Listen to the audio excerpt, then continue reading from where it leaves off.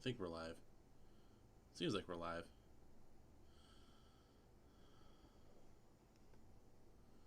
It appears that we are alive. Holy cow. Not used to this. Still not quite used to the idea of streaming anything live. I'm dropping stuff over here. I'm gonna refresh my thing so I can interact with myself. And I'm gonna close out of that. This window. Quit that. So today, feels weird talking to nobody. I know that there's nobody watching right now. Oh, man, yeah, there is. Sir. So,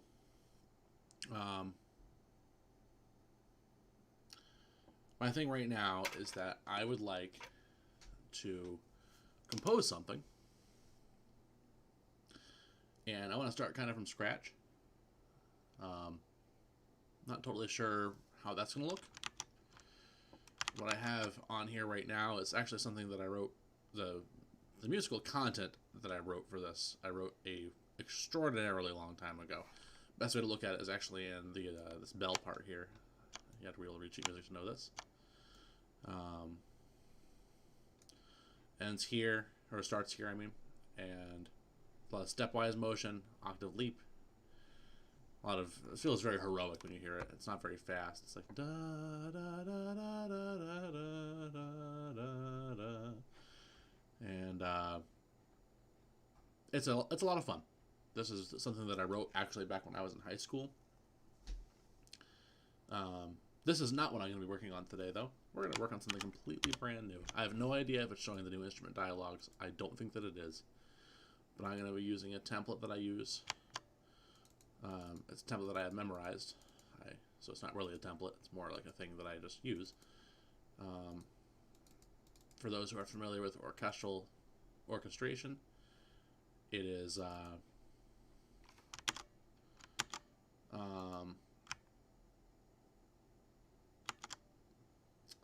triple woodwinds, pretty much. So I'll be using pretty much two of each standard woodwind and then one of the auxiliary instruments. And I tend to use a couple examples of, just to give some examples of that.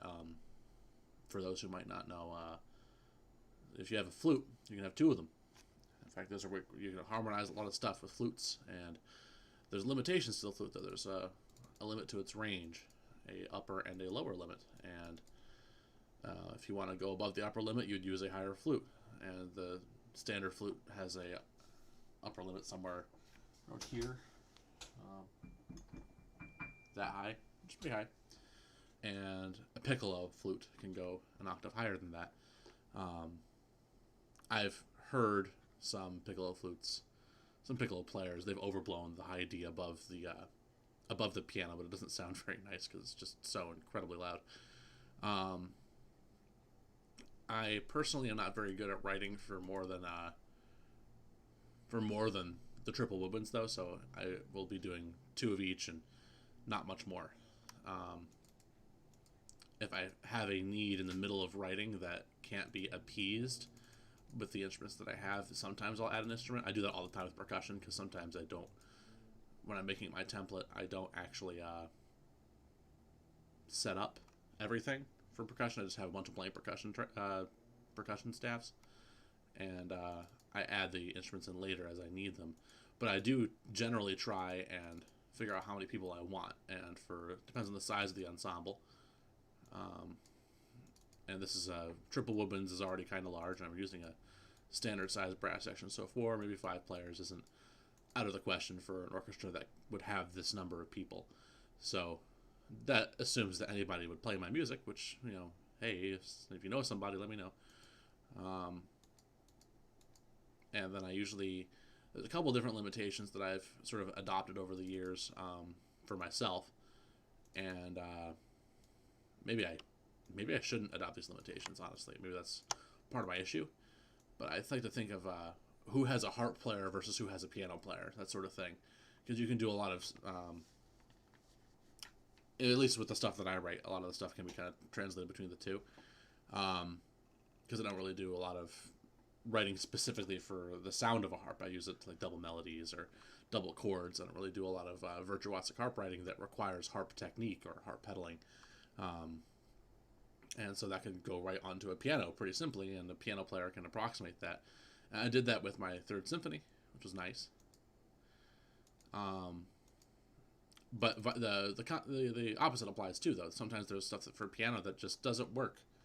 You can't do a diminished glissando like you can on a harp. So sometimes it feels good to do that. So usually I add a bunch of stuff. All right, so just so everybody can see here, I'm about to finish this up here. My mouse is a little finicky with double click, so it's taking me a second to get everything out. Next, and then I have my own house style in Sibelius, just for the stuff that I do with Note Performer, which is the software that I use. And I select it so I have all my stuff. And this is my template. I do everything in Panorama because I don't like formatting stuff as I go. I format much later. Also, one of my fatal flaws now that I have Note Performer is that back in the days before Note Performer, I had to manually input each and every individual instrument. So if I had two clarinets, I had to input them separately. I still do that. It's a bad habit. I should be using the instrument dialogues. I should be using the instrument dialogues and adding in like unison markings and stuff like that. So,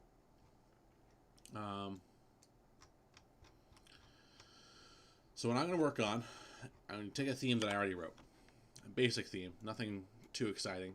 It's going to be in 6/4. I already know what I was looking for when I started this. The key signature is E flat minor, which is of course a very colorful, very difficult key to play in for someone who's newer to instruments. 6 flats is a lot. It's the same as 6 sharps though, which if anybody who knows me knows me. My favorite key signature and therefore my favorite note is F sharp. So this is G flat major. F sharp and G flat are the same on the piano at least. And I'm going to try and do something with this. So I usually just guess my tempo. And then when I play back, I figure it out. So I think this is about like a 78. That's just a guess. I don't always put in tempo markings that have words because I think that tempo markings in a more modern day can approximate technique as well as approximate emotion. So if I were to say, hey, a message for the whole orchestra can be put right into the tempo marking, play this slowly but with affection or with with romance or whatever. You can do that sort of thing. I like doing that. So with that said, I remember how the opening of this went, and I'm going to do that. So I'm going to save this real quick. I always save early on because I hate losing any of my progress at any point.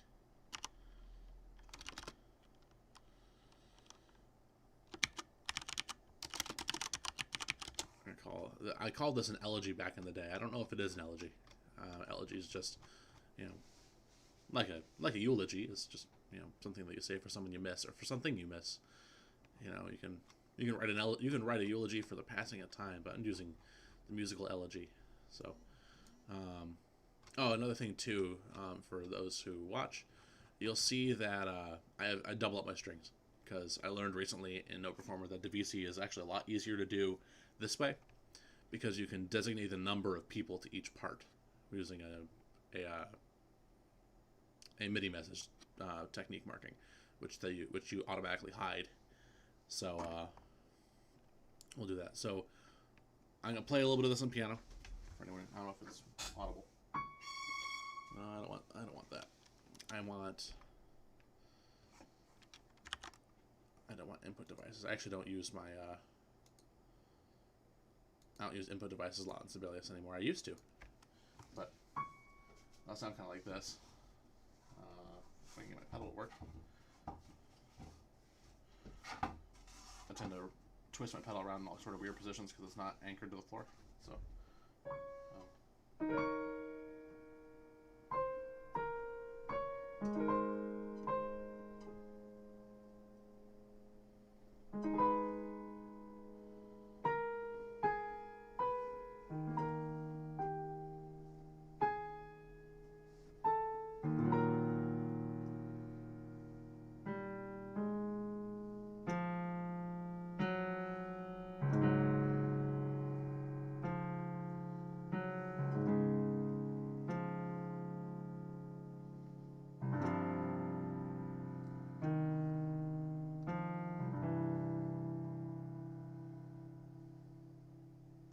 That's it so far.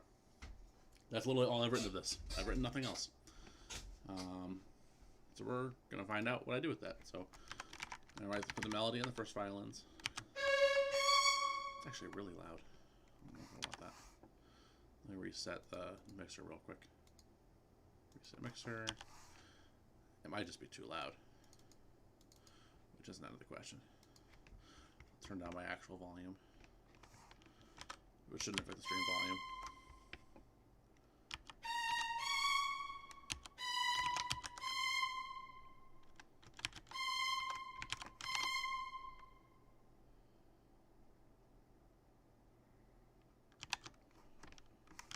How long has this one going on so far? 11 minutes? Okay.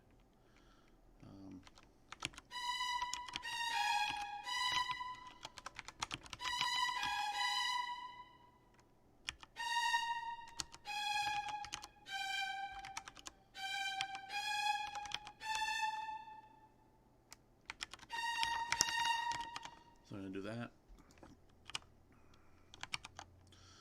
And I don't always do this, even though I really should. I should bow my strings more accurately. Because I don't always do that. I really should. Make the string players who would, in theory, play my music be a little happier. So I'm going to add some phrasing markings in right away, because I already know the contour of the melody has sort of arrival and a moment of doubt and a moment of resolution kind of built right into it. And Sibelius technique that I use is I very commonly hide my dynamics because I don't want people to see them, because I want it to be up to interpretation. But with that said, no performer and Sibelius don't interpret stuff all that accurately. They do it by about one dynamic level, and they should do it by more in most cases. But sometimes you really just want a gentle swell, especially with like a lot of instruments. But for something like this, you want to go up a whole 2 or even 3 dynamic levels to really get it right. So I'm going to do this. Also, I think I'm going to mute it. I love the sound of muted strings a lot. I don't write for them very often, though, even though I probably should. So I'm going to, this is the hidden MIDI message that I do. It's whatever that little tilde thing is, followed by CC 104 and the number of players that you want. 0 resets it to whatever the default is, because I'm assuming there's 16, 14, 16 violins-ish. And put 8 for each one of these, which will then reduce the number of section-built sounds they have. It's a really cool feature that I wish I knew, that I wish more people knew about, because honestly, it's really good. Something that I think that no performer deserves more of a spotlight. I don't see a lot of videos on YouTube. I see a lot of people using it. So all this is tremolo. I know that, even though on the piano I wasn't really playing tremolo. Another thing too, I gotta change something in my dictionary and make sure that my tenuto marking isn't just plain tenuto. It's actually bad if that happens. No playback effect. Delete that. And I wish the OBS would show everything that I'm doing. There's a couple dialogues that pop up while I'm doing things, and I tend to dismiss them quickly. Because doing stuff so fast, but it might be useful for somebody who's learning how to use the software. Also, I don't use the most up-to-date version of Sibelius, as I'm just used to this, which really isn't a good excuse.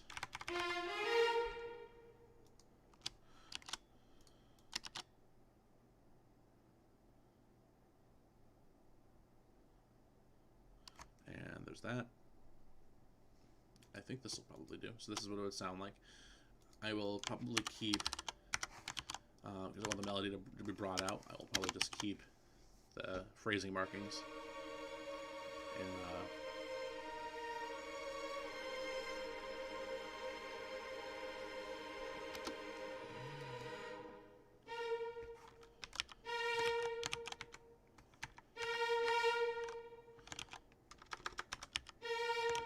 I don't want that many tremolo markings. There we go.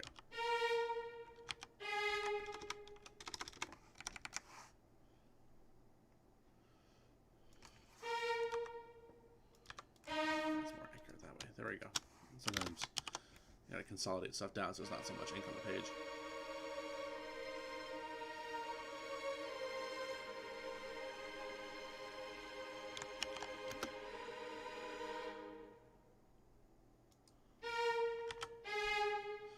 I'll do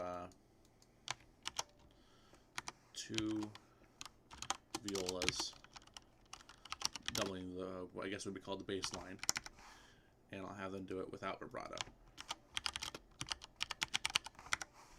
And I'm going to mute everybody. I didn't do that before.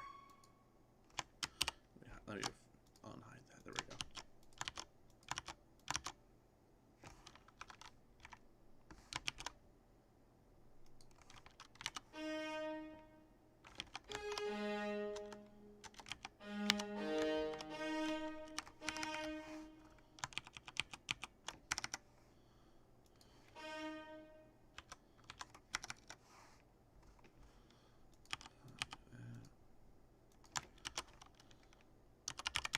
For the vibrato back.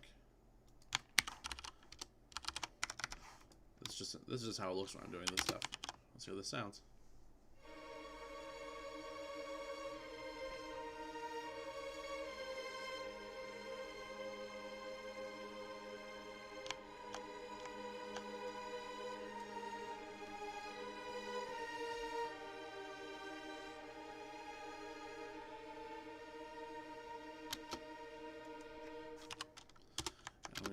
Menu into this all the way out to nothing, which is the end marking has been known to do that. I don't always do this, but because I don't find it very realistic. In fact, I don't even know if it's in the dictionary. It might not be. Let's see. I'm checking the dictionary. I don't know if it's visible or not. I'm checking the dictionary to see if the N is in there. It probably isn't. No, it's not. All right. No. New keyword, N. It's going to be a dynamic. I set it to very, very low of everything.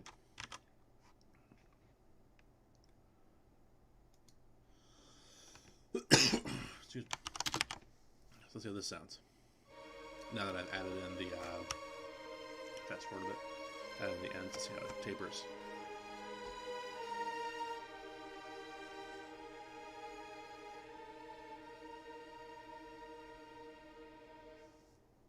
Gets close to nothing. And then the next part was the sort of lower, almost rumblier section, I might say.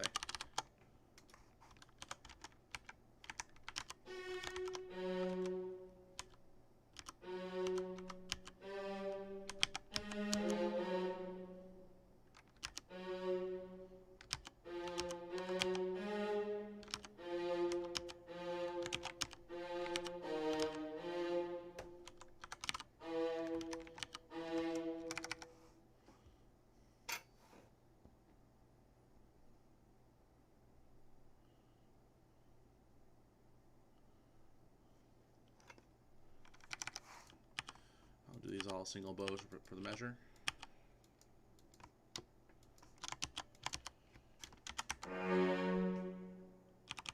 I'll have the cellos do it too. I'm going to have half the violas do it. I also, another thing that I do is I assume, I guess makes me an ass, that there's a certain number of players in each section, descending by even numbers. So start with 16 for the first violins, 14 for the second violins, 12 for the violas, 10 for the cellos, which even though 12 for cellos is actually pretty normal, and then 8 for the basses. Sometimes having non-divisible by 3 numbers makes things complicated, because a lot of 3-part division happens when I'm doing transcription projects, but I'm not doing transcription projects right now, so that shouldn't be an issue.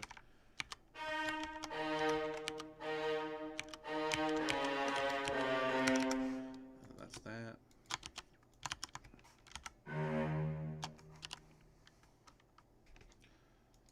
This has the wrong note.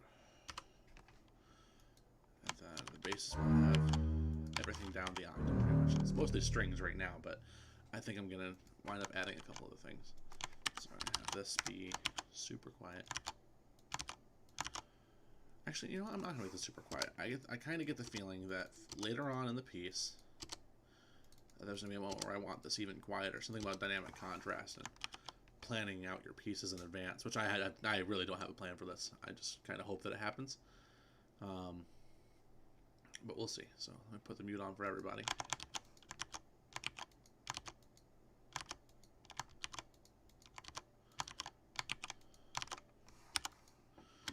to see how this transitions in. We've already heard the beginning.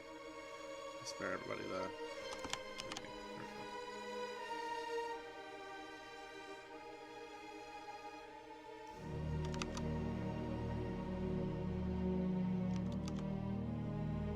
Sounds nice.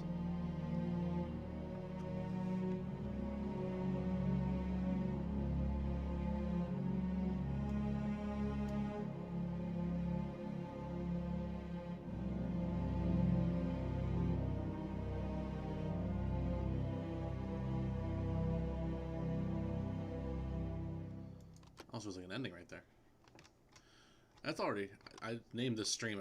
I'd finished this once I was at a minute. That's already almost 50 seconds because it's so slow. Maybe it's too slow. Let me listen again. I know how it's supposed to sound in my head.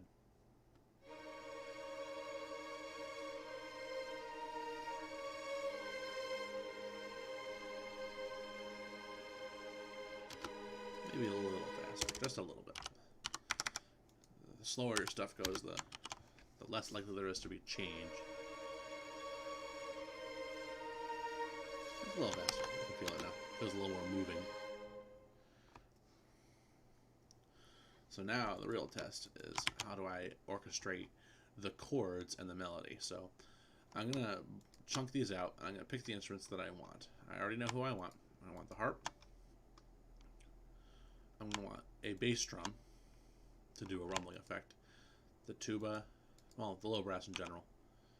And then I'm not sure who I want to have the melody. It might be trombone 1 and 2 of the French horns. And then, because this is a kind of darker sound, I'm going to go for the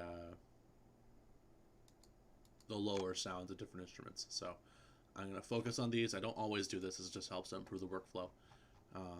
And then all my instruments that I'm going to be using are right on the page right in front of me. I don't always do this, but sometimes it's a nice little thing to do. That is not a bass drum. In case you didn't know, I forgot to change it. Like I said, this is what I do with percussion. If I have percussion, I leave a bunch of blank staffs, and then I add in the sound that I want later. So I'm going to do that. I do it a measure early because Sibelius doesn't always interpret everything if you do it all at once. And this is a 6-measure phrase. It's kind of good to know, actually. So that's should be a nice rumbly bass drum roll.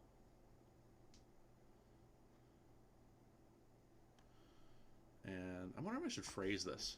In earlier versions of this, back when I had this on the ancient laptop, I would just leave this at a very faint, very quiet volume.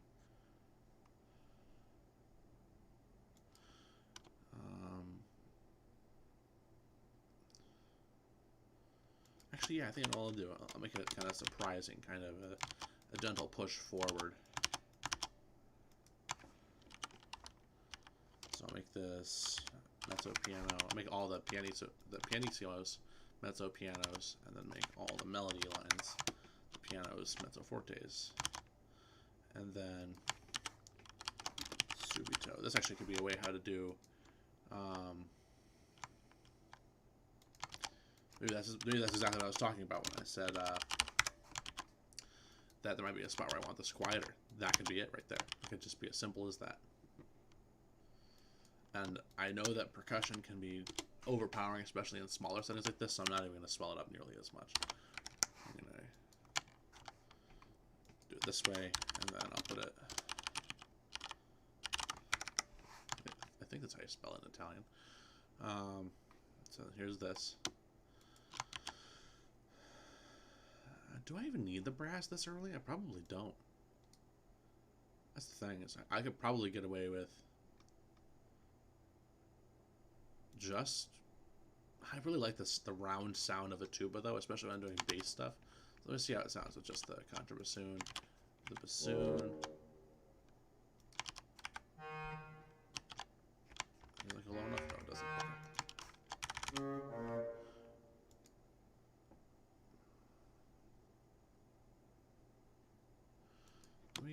Let me do this. This is an orchestration thing right here. So what I want to do is I want to free up the first bassoon for the melody, and I anchor the notes So let me do this. Really quiet down the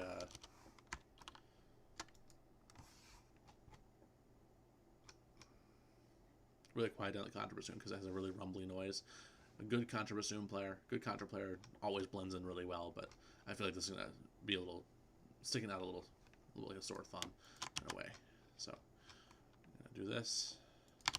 Put it in the first French horn. I do not want 6 of them though, I'll tell you that right now. Also, I probably should get rid of these hidden markings here because it's going to think that I want 6 contra bassoons, and it might not even let me do that actually, which is actually probably a good thing. But no bashes on contra bassoons just wouldn't sound good in this. So let's see how this sounds.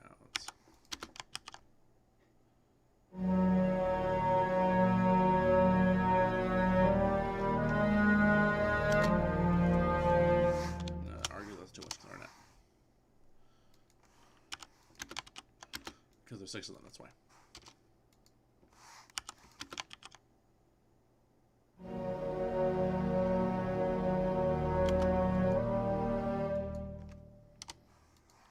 There's bassoons. Alright.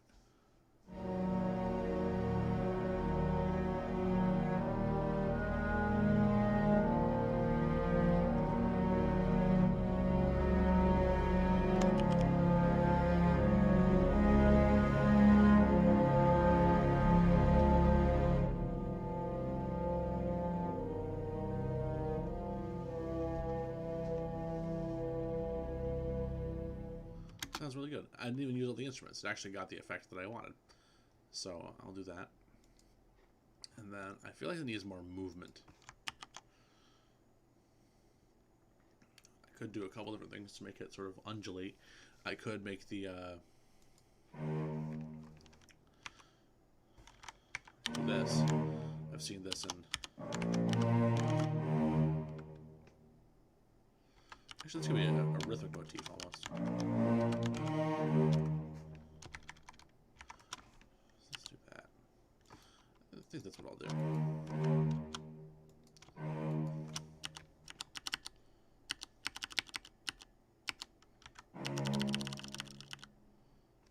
Alright, let's do that. Let's get rid of all the extra shit. It's nice to do that sometimes.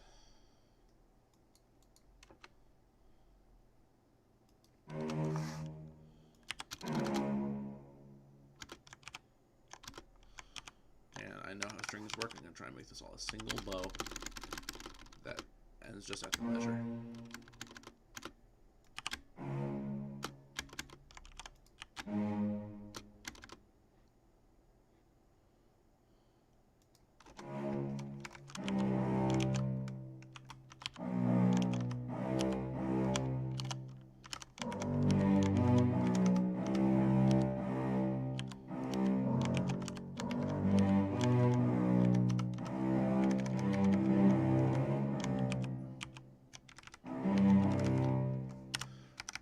R button, and also I think that the my old orchestra teacher taught me this.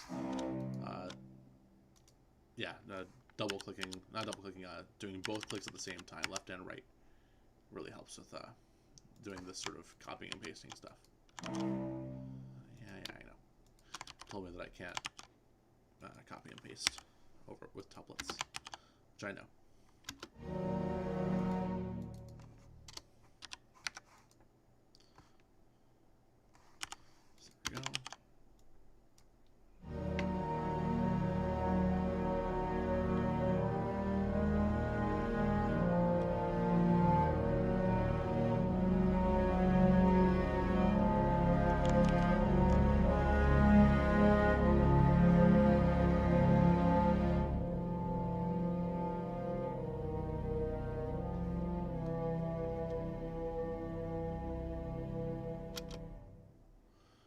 To just tie these over just like that real quick.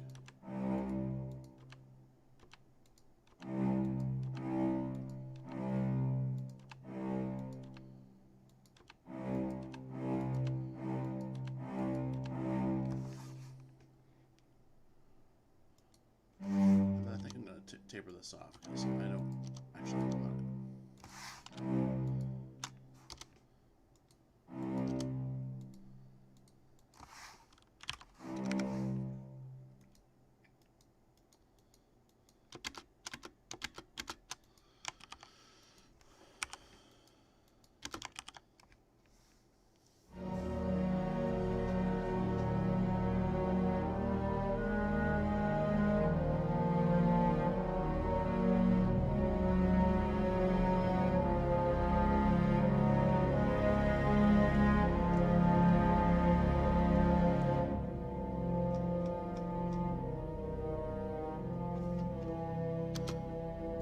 undulating. I can hear it on my end very subtly. It could be just the placebo effect, really, hearing these triplets, these rocking triplets in the cellos. But the reality is that that's probably not enough, and from an orchestration standpoint, it probably really isn't enough. So what I might do, I'm trying to think of what would make sense for to make it sound like it's moving more. There's all kinds of different things that you can do. It's just finding the right one. And also another thing too is that a lot of the stuff that I would do to make something sound moving usually happens in the upper registers. And the lower register can sound really muddy really easily. I mean, with the wrong instruments, I guess. So I already got a gentle, very gentle rumble happening with the bass drum. Maybe I should put the timpani in. I think I'm gonna put the timpani in. All right, so keep it the same volume as the. I'll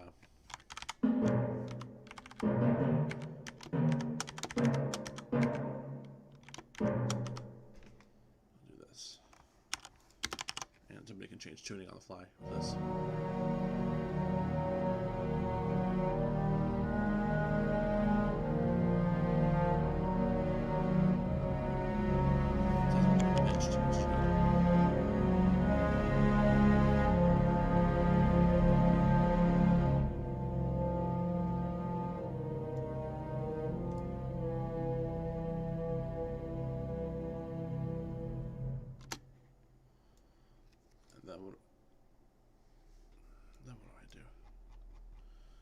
This is where I always get stuck on this piece. I've rewritten this and reorchestrated it a couple times and seeing if that's garnered any level of understanding about where I'm trying to go with it. And I'm not really sure what I want to do now. This is where I get stuck. This is where I usually... there's Petey. I have no idea when he said this stuff. Put in a triangle with quintuplets.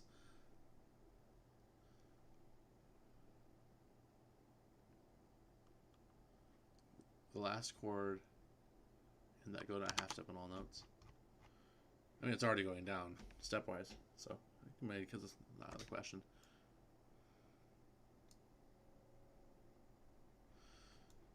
I don't really have a good main theme either. Sometimes I have these two melodies here. I got the melody from the very beginning.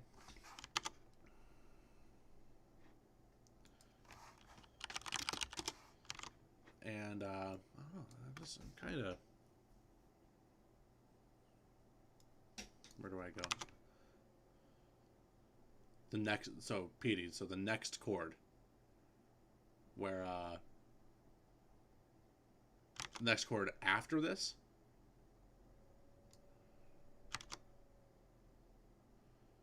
Is that what you're thinking?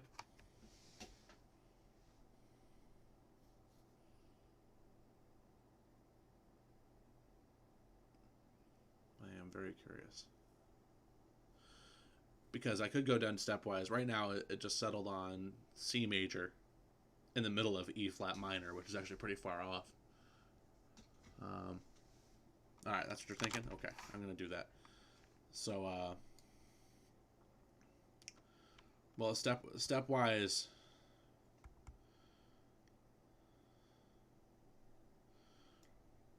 Well, I guess I could do C flat. I can't do C... Well...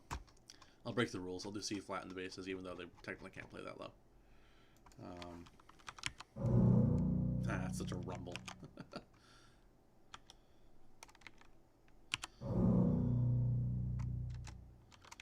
I'll start with the bass.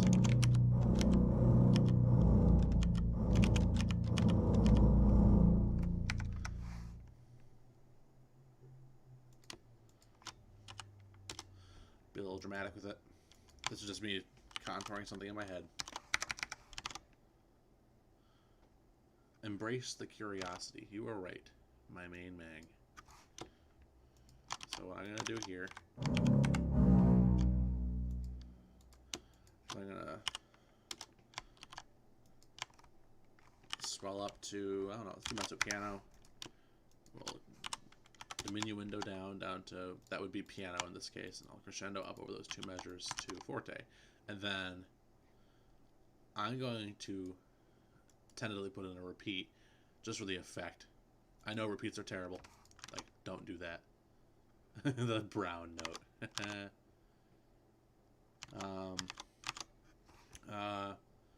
Because what I'm thinking is going to happen is I want this beginning to reprise. I kind of want to, like,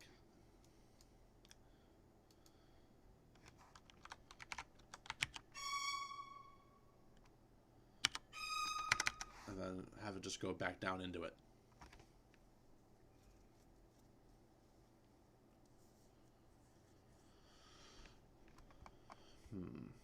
Think of a melody.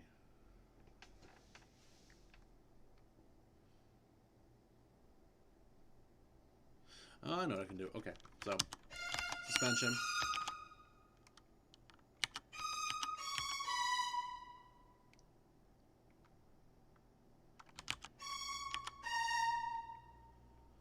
Da, da.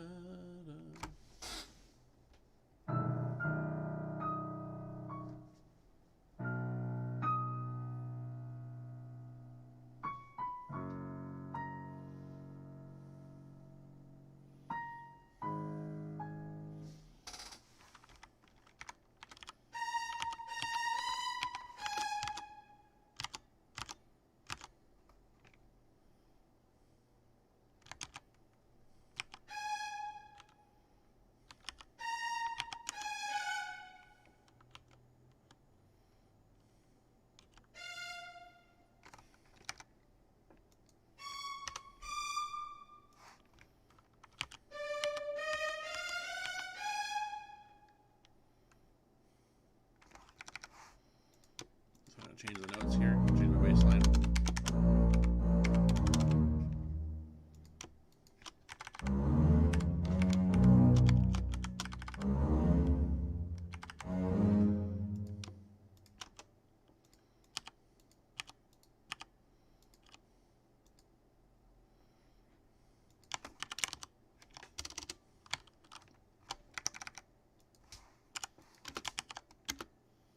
I don't want to play that yet, but I think I know what I'm doing.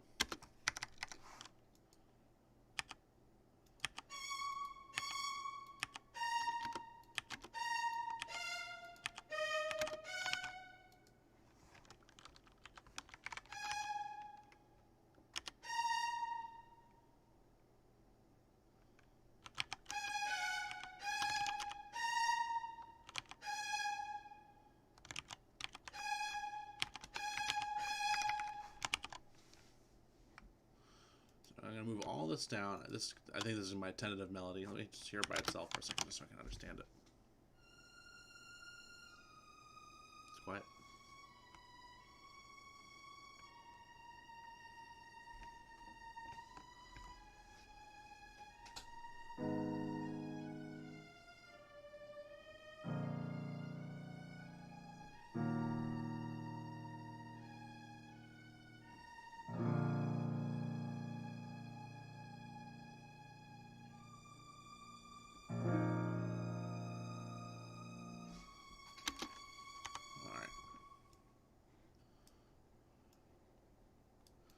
So we have it follow the same contour as this, but one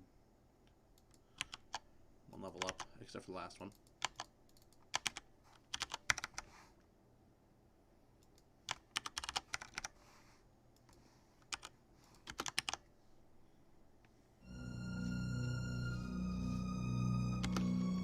Make sure that everyone's agreeing here on notes.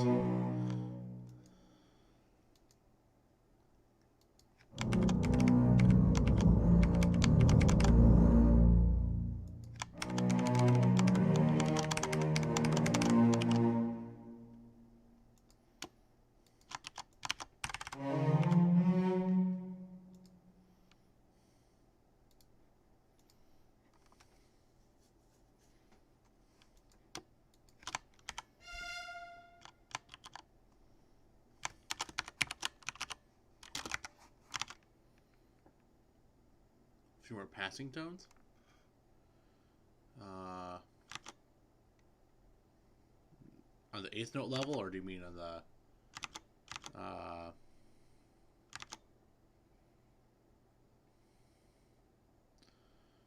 so I don't know.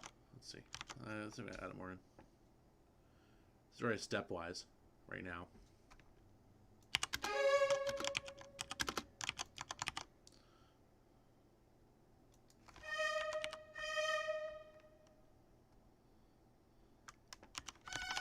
Let's add more notes to the melody in general. I think that'll help.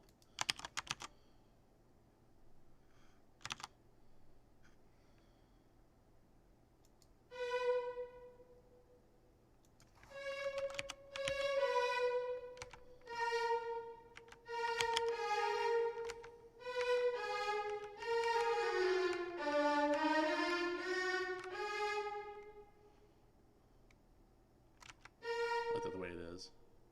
And this is a quote from the beginning. I'll leave that where it is. So let's see how that sounds for now. I need to add in...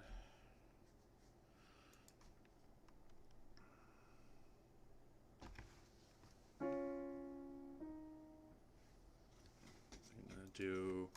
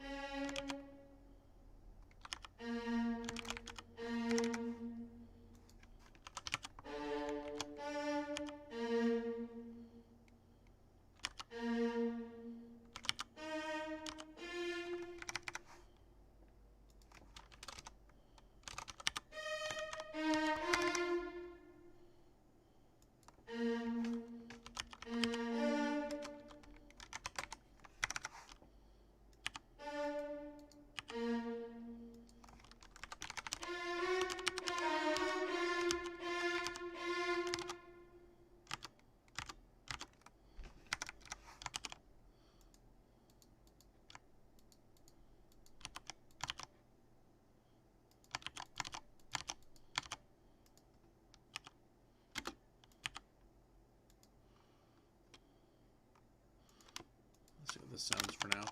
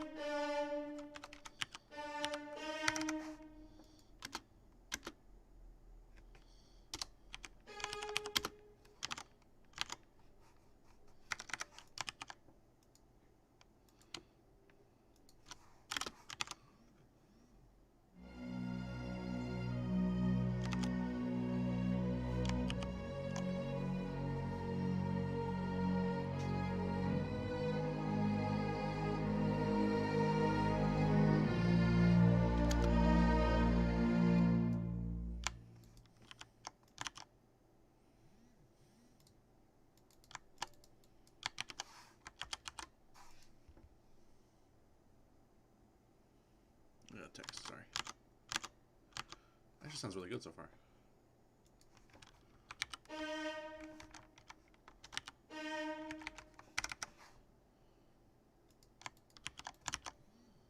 I'm liking it more than I thought I would.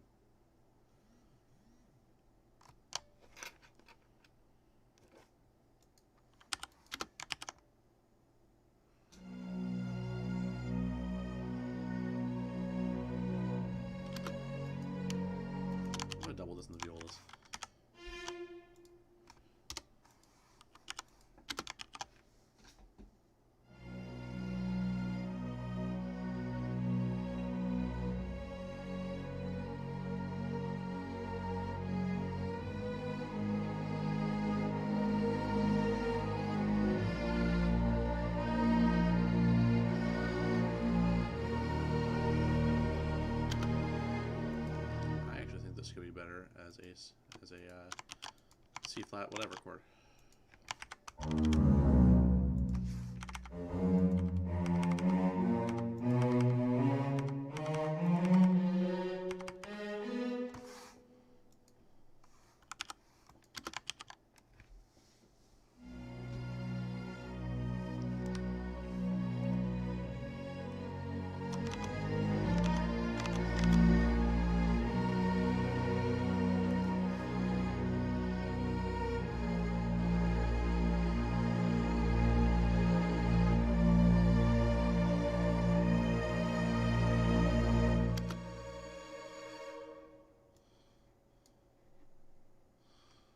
What if I didn't do that?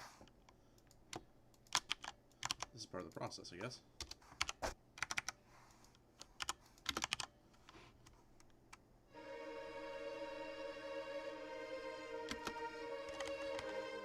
Alright, sounds better. Alright, let's see. So I do it from right here.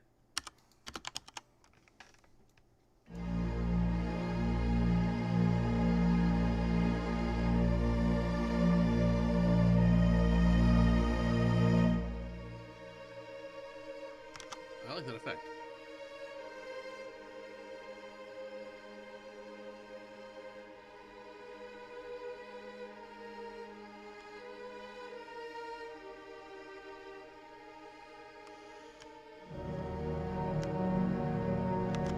I see your comment there, Petey.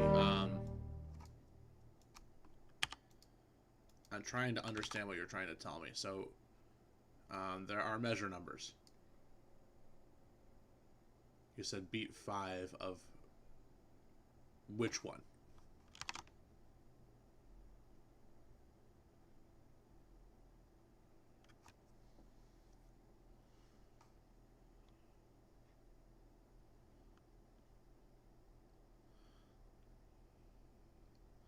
There's a pretty big delay, so I'm sorry for not responding quick enough.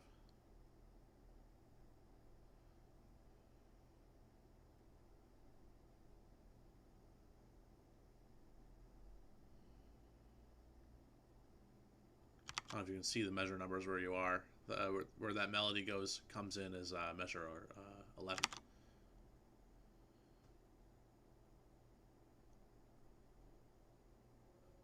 Second stanza. Okay.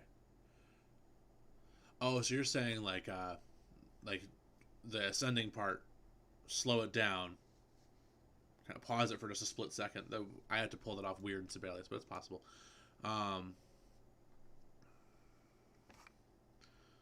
So you want to like I think stanza's fine. It makes sense because a lot of melodies should be lyrical, therefore there should be verses.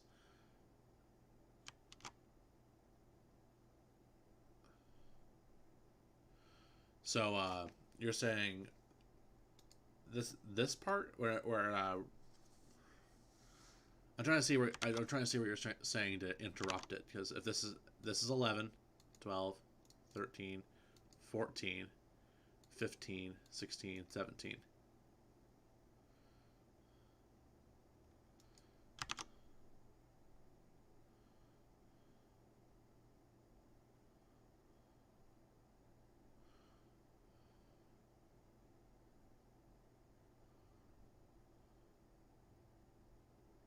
The D flat to C flat.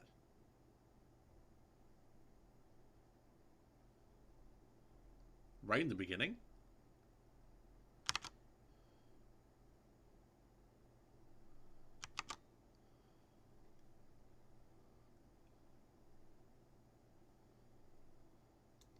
I don't know if I hear that.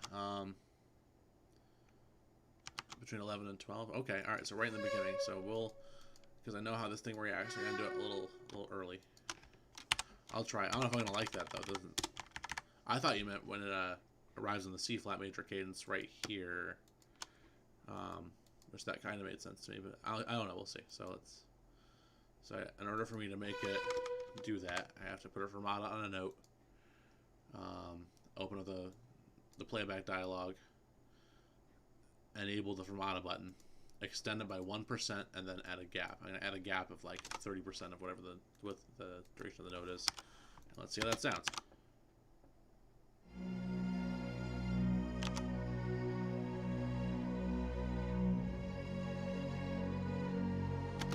speed it back up though. Oh, sounds good though. 80. What did I do? 82. Yeah, I did 82. Okay. So one thing it's probably gonna do is probably gonna maintain the chords underneath. It sounds like that's what it's doing. So I'm gonna slow this down a little bit more because it's not slowing down nearly enough for me. For such a short distance, it needs more.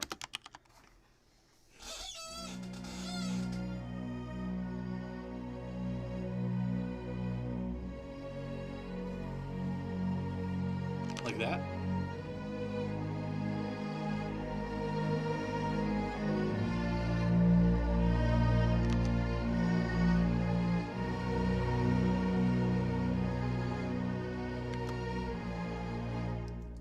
Suddenly reminded of Mr. Beck from Rep Orchestra. Asked us to Google what stringendo meant and asked some people when they came back and nobody knew. One person knew. Saved everybody else from being asked. It's a great way to teach. Keep people accountable. And then I make this a very subtle one, like 115%.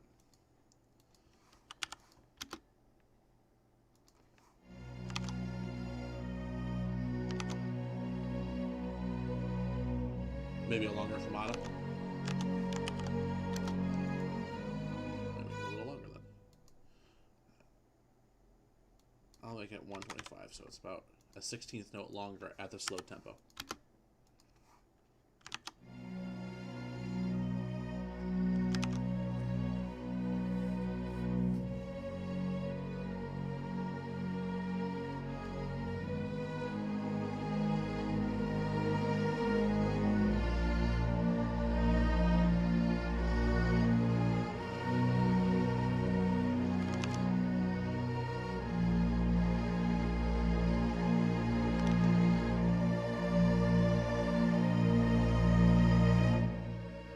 That's it. That sounds like what I wanted it to be.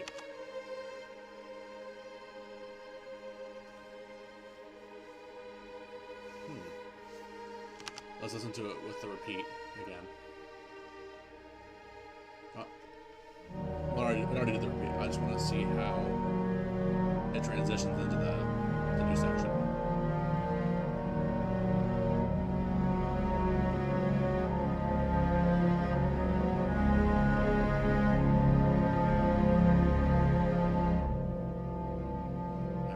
Sudden drop of the dynamic.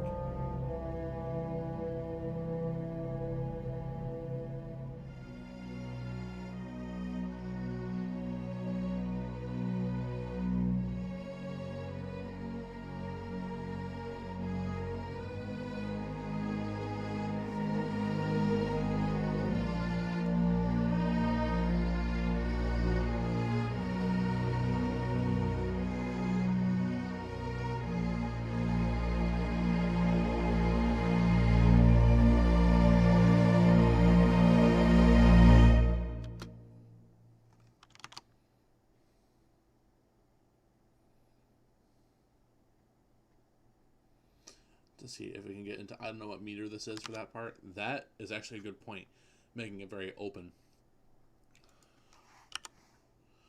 Let me put a fermata here so the poor violas aren't confused. My virtual violas.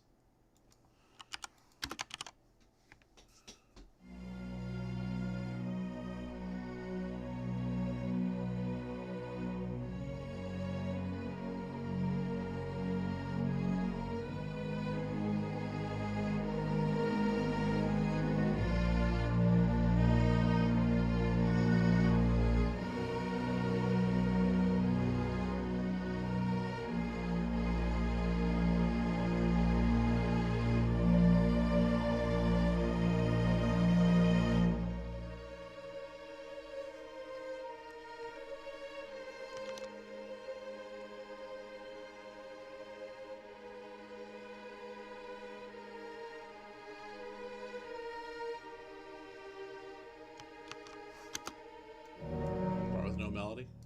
I mean, all of it has melody technically. You're talking about this though, where it's just building. Let's add some stuff. A brighter percussion instrument. What what examples do you have?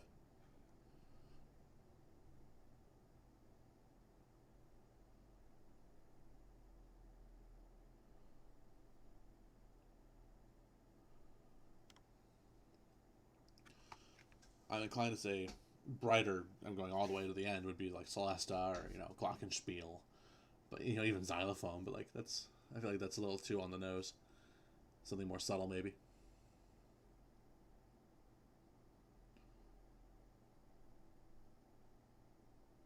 Anvil, going right for it. All right, you know what?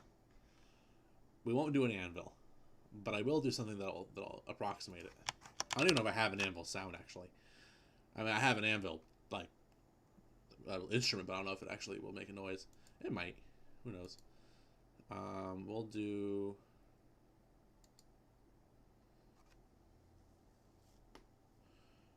Think of a pitch percussion instrument that makes sense. I've actually wanted like tubular bells, like church bells in this. So I'm going to put those in earlier.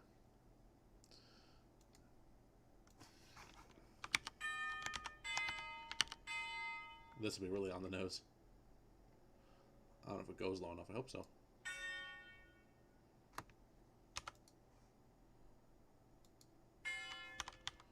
And then I'll make it be right here. Keep it relatively quiet though, I think. This should be super quiet. And this can be...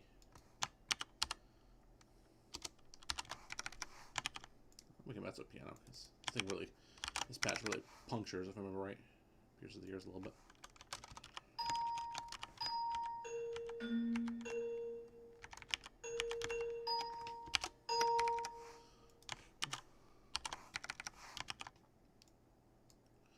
And then I'll do this.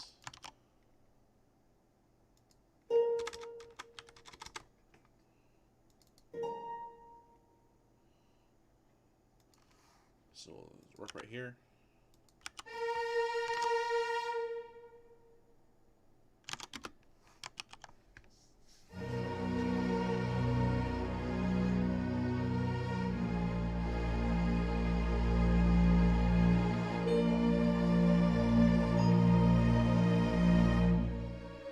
I can see what you mean. You're thinking like an audio engineer. There's something missing in that frequency band, you know. Well, now that that's done, I will say that this is officially technically almost 3 minutes of music with the repeat, but at the repeat is line it up. It's just over 1 minute and 12 seconds. So I am going to end the stream because that was the rules. And it's almost an hour, right on the nose. It's funny. All right. Well, it's been a pleasure. Thank you, Petey, for all your help. And I know Sarah was watching, keeping this in the background for a while. Thanks for the little bit of a boost. Maybe this will get somewhere someday. Who knows? So we'll see. And till next time, my dudes.